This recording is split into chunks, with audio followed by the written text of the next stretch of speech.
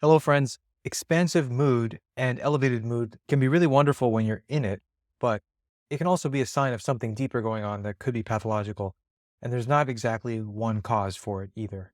So if you've ever noticed somebody with elevated mood that seems a little bit abnormal and you're wondering what might be going on, hang with me so we can get to the bottom of this.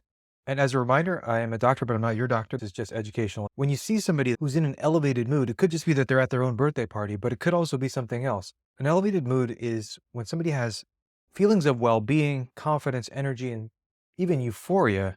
And that's normal if somebody gives you a surprise birthday party. But if it goes on for more than that, it can be a sign of something that's concerning. What else might be going on? You might have an abnormal thyroid underneath that if it's going on and on for days and weeks. An overactive thyroid, like hyperthyroidism, meaning too much activity of the thyroid, could be something you could easily check with a blood test. In addition, it could be a result of being on some drugs or having a substance use disorder. For example, stimulants like cocaine and amphetamines, methamphetamine, can induce something that looks like mania. For example, if you ever go to an emergency room at 2 in the morning, you're going to have a hard time distinguishing between the people who are manic because of something like bipolar disorder and because of a side effect of substance use. And in addition, there's things like hallucinogens, LSD, MDMA, and these can sometimes also cause elevated mood and heightened energy, although it's more often like a lower level of elevated mood. Similarly, something like a steroid, for example, somebody who's a bodybuilder and they're taking anabolic steroids, they can have dramatic mood swings and even manic-like behavior as a side effect of those steroids. Similarly, alcohol, you may often think of it as something that chills you out, but in the initial phases, as the blood alcohol level goes up, people have a euphoric experience, especially if they're drinking really fast, like binge drinking. In addition, good old medications themselves can also cause trouble. Here are some examples of that. Antidepressants, not typically causing mania, but sometimes people can have a manic reaction to an antidepressant. And then there's antidepressants like what are called SNRIs, serotonin, norepinephrine, reuptake inhibitors that increase that norepinephrine, which is adrenaline, that can also mimic a manic episode or elevated mood. And similarly, tricyclic antidepressants, which are older, can have not exactly a manic reaction, but something where you have elevated mood. Just like with the bodybuilder who's on anabolic steroids, when you take corticosteroids, which are basically cousins biochemically, although they do totally different things, something like prednisone, which is often taken if you have a rheumatological issue, that can also lead as a side effect to manic symptoms. So when grandma has rheumatoid arthritis or some other kind of arthritis and goes on prednisone, she also needs to watch out from medication side effects. Similarly, if somebody has ADHD and they're taking Ritalin or Adderall, these can also produce side effects of mania and sometimes even psychosis. So you got to watch out for that, although it's very rare.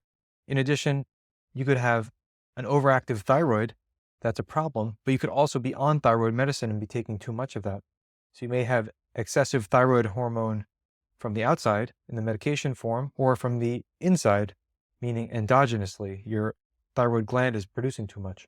Those can also mimic the same effects. In addition, probably the thing that you were thinking of when you clicked on this was bipolar disorder, where somebody has mania or hypomania, and that's probably the prototypical example of elevated mood, expansive mood, and mania. Bipolar has two types or flavors, type 1 and type 2, and with type 1 you have full manic episodes, and type 2 you have hypomanic episodes, which are not as intense or long-lasting. In addition, there's something called cyclothymic disorder, which is much more rare than bipolar disorder, but it's on the spectrum of bipolar disorder because you have an alternation between a hypomanic episode and depression. This is going to be less severe than your typical bipolar disorder, but it's also something to keep in mind because it can be confusing.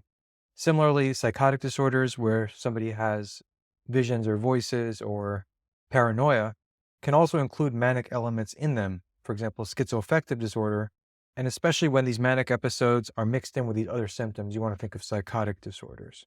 In addition, sometimes people are just engaging in high-risk behavior and they're feeling really great, like they're gambling or they're betting on stocks, which is not that different. And somebody's winning and somebody's losing, and the person who's winning just basically looks like they're in a manic episode because they're so on top of the world. So you got to rule out normal routine stuff as well. And then finally, sometimes personality disorders themselves can mimic other situations with elevated and expansive mood, but are not particularly manic. So you want to also think of these more quotidian explanations, especially in the context of other types of behaviors for example, histrionic personality disorder, borderline personality disorder, you got to look at the whole context of how the person's acting. And that's why when you see somebody with elevated mood, or maybe even if you have elevated mood, you can't just jump to one conclusion. You got to think carefully about all the other factors and all the other contextual information about that person.